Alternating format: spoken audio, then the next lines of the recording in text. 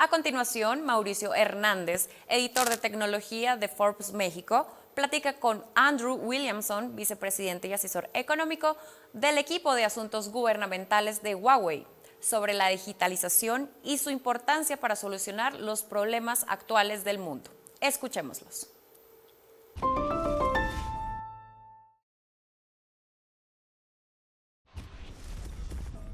Hello, Andrew. How are you? I'm Mauricio Hernandez, technology editor for Forbes Mexico. Thank you for your time.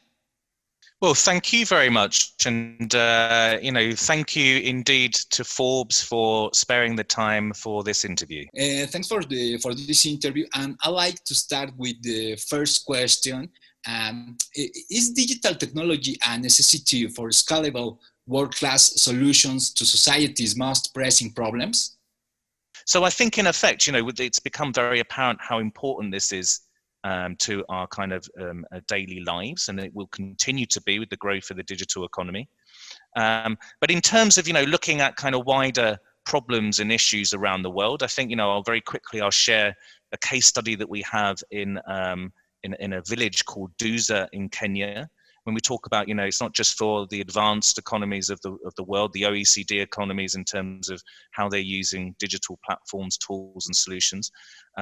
We're very proud of a product that Huawei's made called Rural Star, which allows, much more cost-effective rollout so you saw this kind of really virtuous upward lift of a multitude of benefits to the village from that.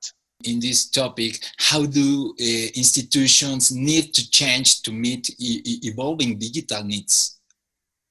So you think about, let's go from small and medium-sized enterprises. A lot of those types of small businesses, family businesses, it could be restaurants, it could be small shops. But it's also about inertia, the inertia that exists in lots of big organizations. I think there's some really great examples, say, in healthcare.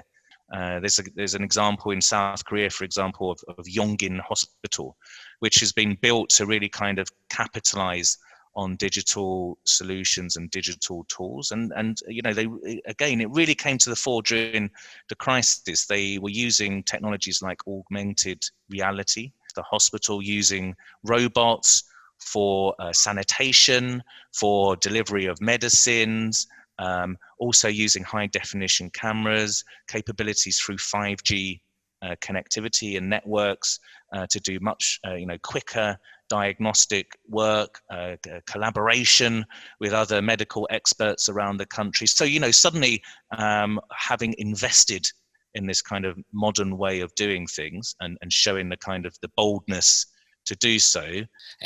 How are policy makers nurturing digital innovation? What should they be doing?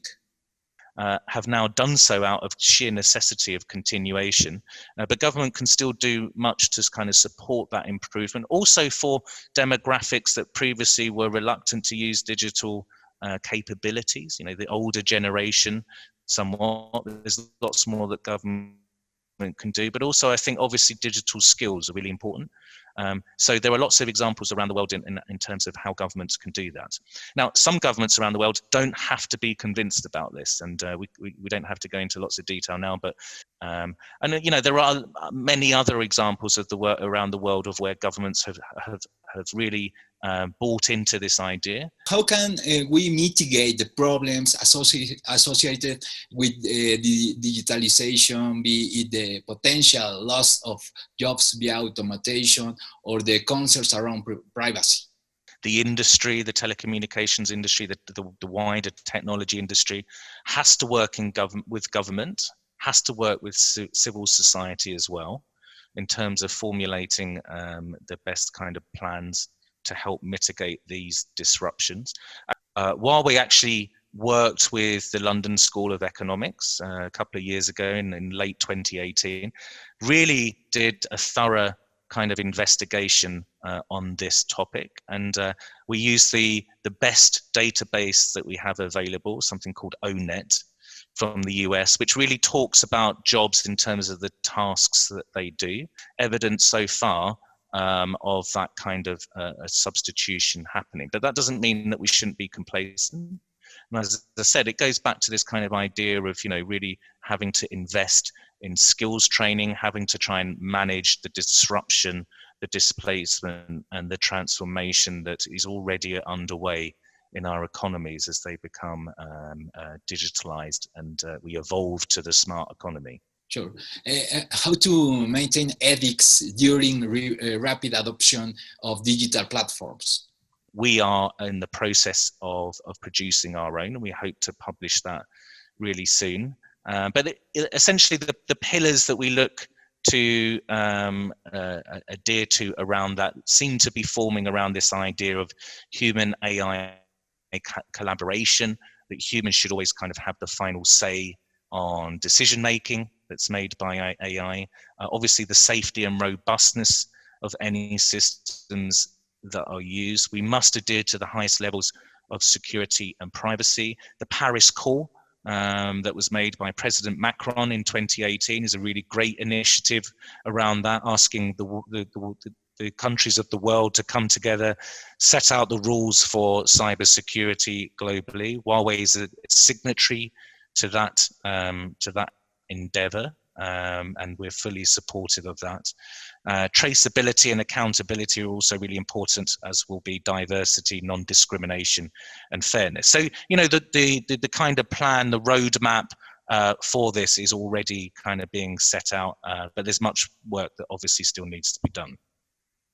Yeah, in this term, what is the role of the private sector? Anything that's done politically to kind of sever or put obstacles in the way of those global value chains will just mean increased costs, will entail reduced quality of the products and services, and will just really kind of retard and slow down the growth of digitalization, which will only actually hurt all of us. It's really a time for everyone to come together and kind of work through this transformation to the true global digital economy. In this moment, what learnings have there been from the crisis? So, there are new entrants, new businesses that are really kind of disrupting and transforming traditional sectors. Real estate, it became much more difficult for people to go and view properties that they wanted to buy. So again, you've got real estate agents. There's a company called Biker that is partly owned by Tencent. They offered virtual reality tours of apartments in China in some of the major cities. So that's really been very successful for them. Lots of retail companies. There's a cosmetics company called Lin Qingxuan in China that previously had all bricks and mortar stores. And then for bigger companies, we're seeing the likes of some of the major airlines like Etihad partnering with technology companies to do, rapid medical checks, temperature checks, that type of thing, facilitate bag drop-ins, all these types of new technology tools that are allowing them to not only continue as businesses, but thrive and gain new customers and new market share. Sure. How can we leverage the current crisis to reset, evolve, reorganize for the better through digital connectivity?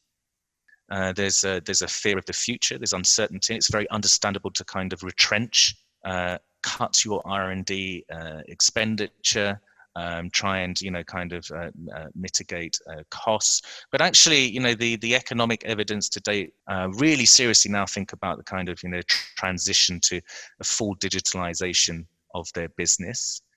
Look at the different examples around the world to drive the economy back from recession.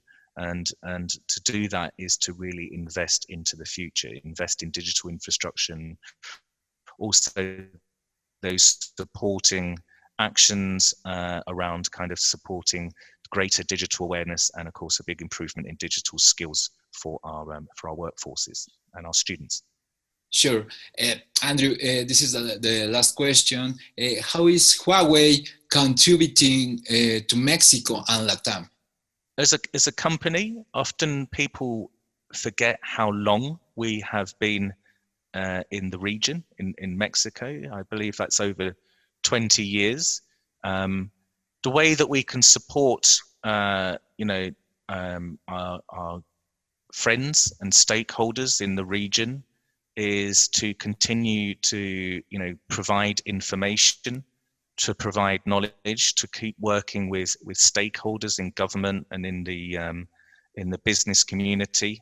And we've continued to do that. We have done that previously. We've supplied lots of knowledge and support in terms of advice about spectrum from Mexico and from Latin America, given them the experience, the kind of cultural experience of learning more about China, also giving them the opportunity to speak with our leading experts, engineers in the country, and all those other kind of social endeavors that the company continues to invest in the region and in Mexico. Thank you very much for this interview, Andrew. We appreciate your participation in this forum. Andrew, could you finally give a thanks, your message to Forbes Mexico? Yes, well, I would really like to thank Forbes Mexico for this opportunity to talk about the digital economy and the economic recovery. It's really greatly appreciated by me and by the company Huawei Technologies.